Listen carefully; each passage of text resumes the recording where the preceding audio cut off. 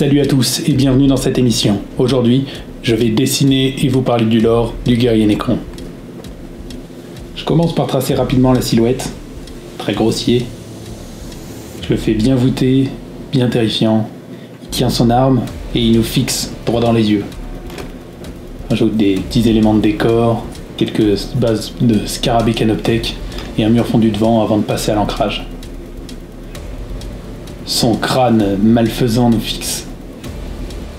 Les guerriers Nécron ont jadis eu une âme. Et d'ailleurs, fut un temps, ils étaient constitués de chair et de sang. Mais lorsque l'Empire Infini a eu la possibilité de rendre son peuple immortel, il a saisi l'occasion.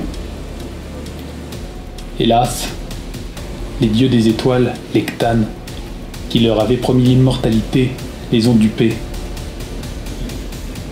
Certes, ils pourraient vivre éternellement sous la forme de machines froides et implacables, mais les Nécrons étaient désormais incapables de ressentir quoi que ce soit. Leurs âmes avaient été dérobées et dévorées par les Cthans. J'ajoute quelques ombres. Alors, il commence à bien prendre forme, j'ai quasiment fini l'ancrage du guerrier Nécron. Et je passe au décor, de la pierre un peu fondue, des tiges de métal, le mur fondu devant, et bien sûr la fumée qui s'échappe du canon, puis les scarabées canoptèques. La particularité des guerriers Nécron, c'est qu'ils agissent toujours en ombre, avec une synchronisation parfaite, car ils sont totalement dépourvus de libre arbitre. En réalité, ils ne font qu'exécuter les ordres qui leur sont donnés par des Nécrons de rang supérieur. Ce qui en fait à la fois une armée capable d'une exécution et d'une coordination parfaite, mais également une armée qui manque cruellement d'autonomie. Car il suffit d'éliminer les têtes pensantes et toute l'armée se retrouve paralysée, incapable de faire quoi que ce soit.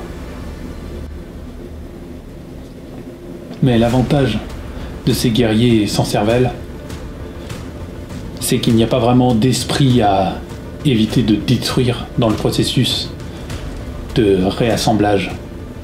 Et les protocoles de réanimation peuvent donc les réanimer bien plus brutalement que pour les autres Nécrons. Ce qui augmente donc l'efficacité des 10 protocoles. On rajoute de l'ombre dans le brouillard, voilà. Un peu de lumière sur les jambes. Lueur terrifiante. Les armes qu'ils utilisent, les canons Gauss, peuvent dissoudre la matière à niveau moléculaire. C'est ce que j'ai essayé de représenter sous la forme d'un mur un peu fondu. On peut imaginer qu'il a été dissous.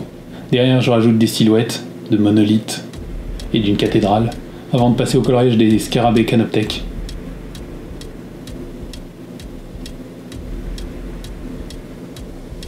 Petite lueur d'énergie, et enfin les runes Nécron qui brillent sur les monolithes, des flammes vertes qui s'échappent de la cathédrale, une petite signature et le tour est joué.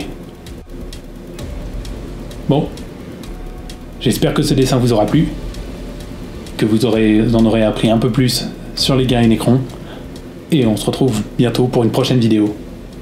Allez, à plus!